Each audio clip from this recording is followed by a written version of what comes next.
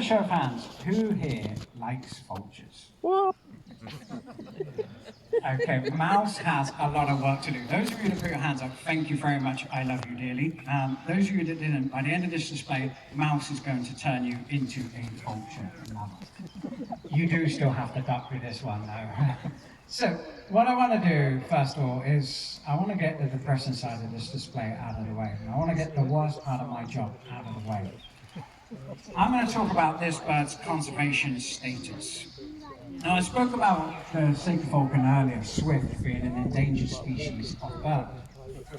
The hooded vulture is now categorized on the IUCN Red List as critically endangered. One step more, if it drops another level, it will be extinct in the wild. And at the rate of decline of vultures across Africa, like the hooded vulture, they are on the brink of extinction in the wild. Now, I could talk about the plight of vultures all day long. I could talk about the plight of vultures across Africa, Asia, parts of Europe, and parts of America. But seems though we have the African hooded vulture here, I'm going to tell you one of the main threats these birds face, and why many of them are now facing extinction in the wild. Who here has heard of elephant poaching? I mean, pretty much every single day when I ask that question, pretty much everyone, 90%, if not everyone, has heard about the issues elephants are facing. They're being poached for their tusks to sell on a black market ivory trade for belief-based use. Elephant poaching now affects vulture numbers out there in the wild. And people tend to go, how?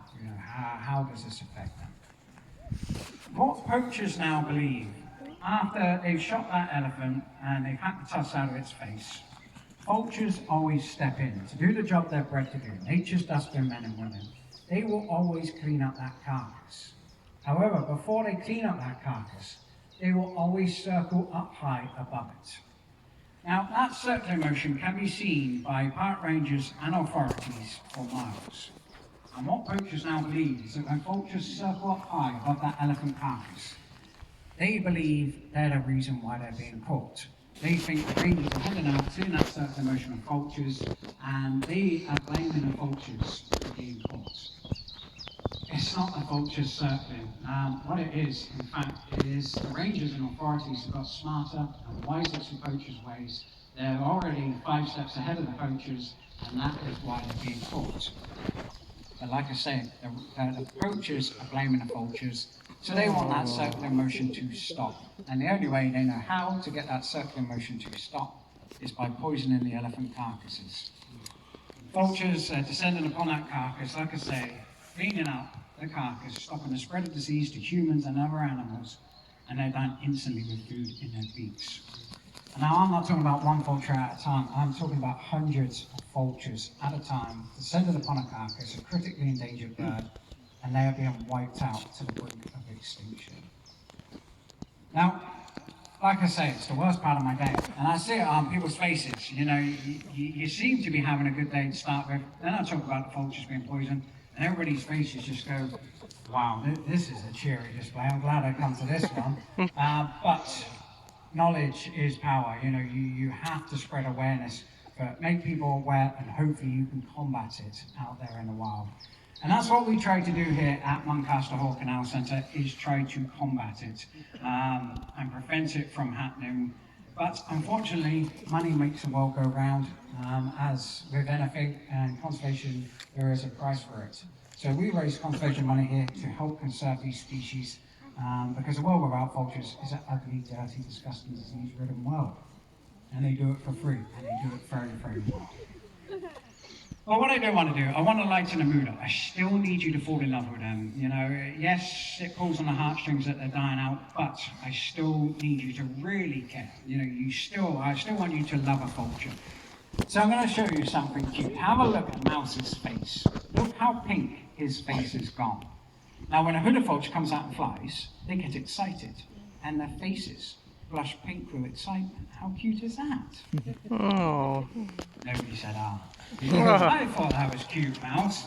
Okay, as humans, we're a very prejudiced race. And the first thing we do whenever we greet another human or an animal is we always make eye contact. We always look at the faces. And the first thing people do when they meet a vulture is look at its face, and they instantly go, nope, don't like it. It's not cute and fluffy, it's old and wrinkly, don't like it. The reason why a hooded vulture's face is old and wrinkly is because when they feed, they shove their head up the back end of a carcass. Now, if you've got a lovely fluffy face and you're feeding up the back end of a carcass, by the time you come out of that carcass, you're going to be very grubby indeed. And that's why they have this bold, wrinkly face, to keep themselves clean. Which then brings me on to the next thing. I hear people in the centre, they look at mouse, and they mutter to their partners or family, they go, oh, dirty birds, vultures, dirty. They're not dirty, these birds will bathe more than the staff here at Muncaster. They are immaculately clean birds. But what I think I love best about vultures is that they're a highly sociable species of bird. Now, it's at this point of the display, when people hear me say that, highly sociable, they tend to sit back and they go, okay, that makes no sense because you've just got one on its own. If they're so sociable, why did you just have one? Well, in fact, we don't just have one. We actually have Mouse's best friend in the whole wide world. Here he comes now. This is Malarkey, and this is where the ducking stage of the display begins.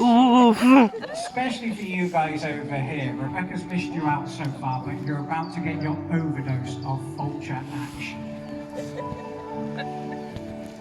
Now, when you have vultures, Look, he's like my you'll friends over also there. find other scavenging birds, such as kites. Now, we have been joined by our team of black kites, and these birds will catch insects high up in the air. Wow.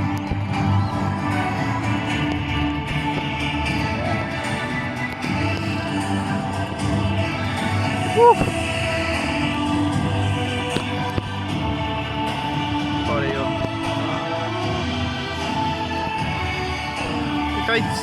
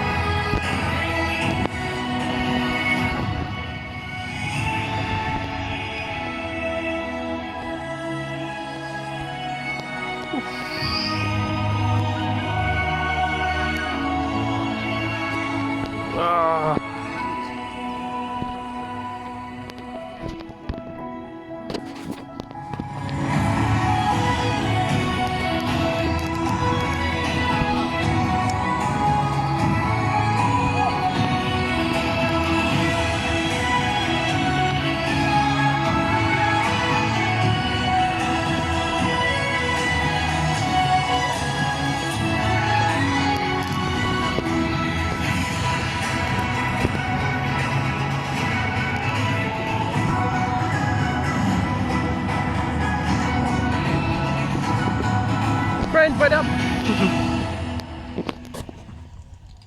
Now, can I get a show of hands who likes vultures? Woo! Yes, I think we got a few more people. Team Vulture and Team Black Kite have done their job on the day. I'm not sure why he's trying to steal whatever you've got on the front row there, but he's very cheeky. Now, they were our final team of birds. The vultures are going to take themselves off home with Emma. Rebecca's going to start feeding them. And then the kites, I don't know what we're going to do with them. Now, keep it on. This is their moment. They'll enjoy the sunshine, they'll enjoy the breeze, and then whenever ready, they'll fly back home to the centre for their lunch. Now, they were our final team of birds. However, before I do lose you all, I wanted to thank each and every one of you. Thank you for visiting today. Find your tickets, find your wristbands. You've helped out our conservation efforts massively. Now, it is a big ask, but at the end of this display, with myself, Rebecca, and Emma, over on the left-hand side, we're going to be selling our tiny little packs of wild bird seed.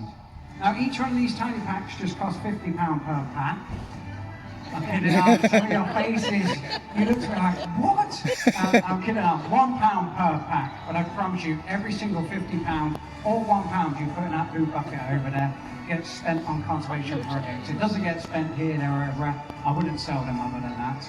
Other than that, guys, Wildcat down there looks majestic as ever. She's got a bit of grass in her mouth, not that majestic. She'll get that out. Other than that, guys, enjoy the rest of your day here at Muncaster. And thank you again. Cheers, thank you.